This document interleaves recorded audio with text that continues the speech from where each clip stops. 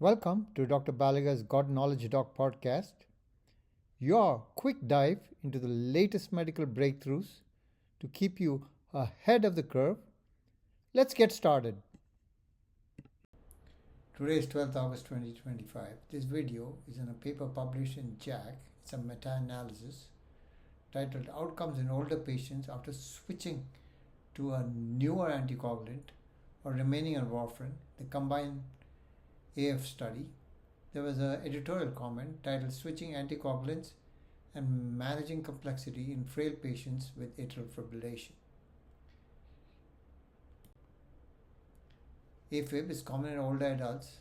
There is increased risk of stroke and systemic embolic events and bleeding risk. Frail elderly on vitamin K antagonists, example warfarin, are undertreated.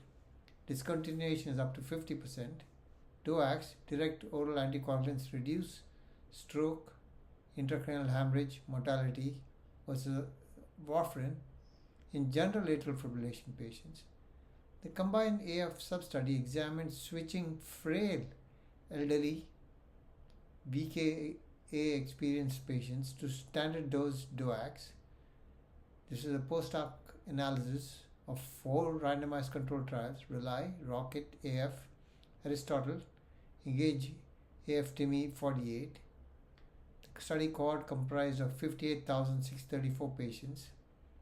5,903 were frail, frailty index greater than 0.33, elderly, above the age of 75, and experienced on VKAs, that's vitamin K antagonists.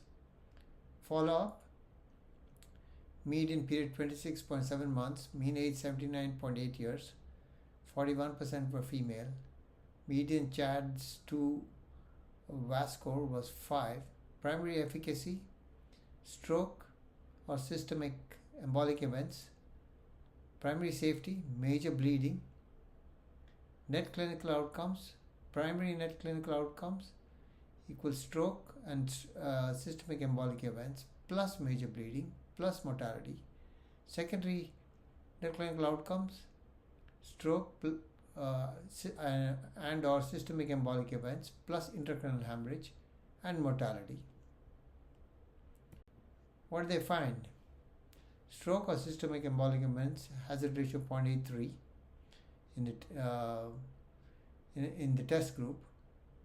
Similar reduction in a non-test group. All-cause mortality hazard ratio 0.95.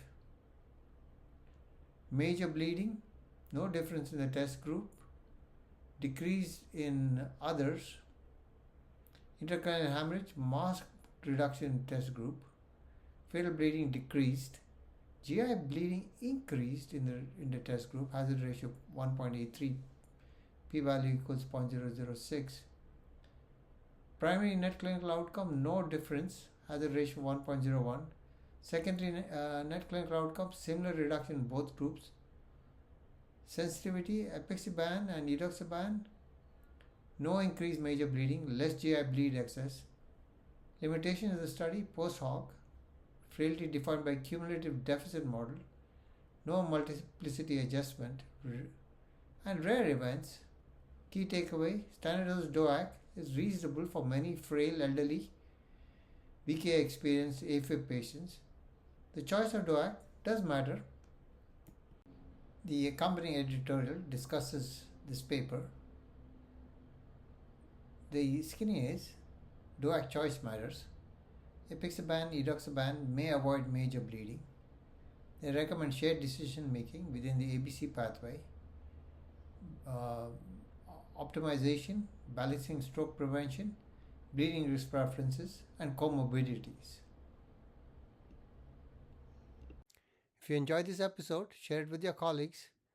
When we change how we see disease, we change how we shape lives. Until next time, stay curious, stay compassionate, and keep seeking wisdom. Podcast brought to you by Master MedFacts at mastermedfacts.com.